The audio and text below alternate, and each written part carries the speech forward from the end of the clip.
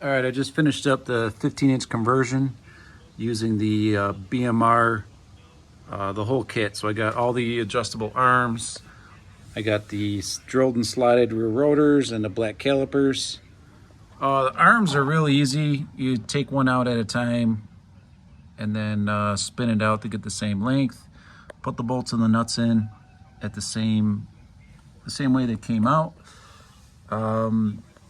I highly advise anybody doing this, do the trailing arm or the tow arm here last, because that will fight you on getting alignment with the rest of them.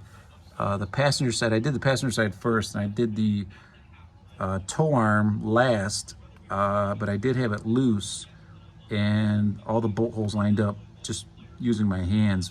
This one I did the tow arm first, and 3 of the bolts started fighting me, and I had to use a little wedge to get the holes lined up and jamming my arm underneath the knuckle. And then I took the tow arm back off and everything lines up nice. So the one thing you need to do with this, you have to zip up your ABS line, because the factory control arm has little clips on it. So I just did 3 of those to get those up and out. The calipers, you have to use your factory bolts for the calipers. Otherwise, the ones they give you are too long and they will go right into the back of the caliper. Let me grab one quick.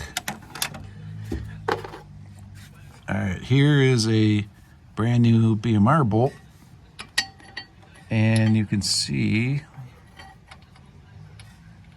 let me try to do this.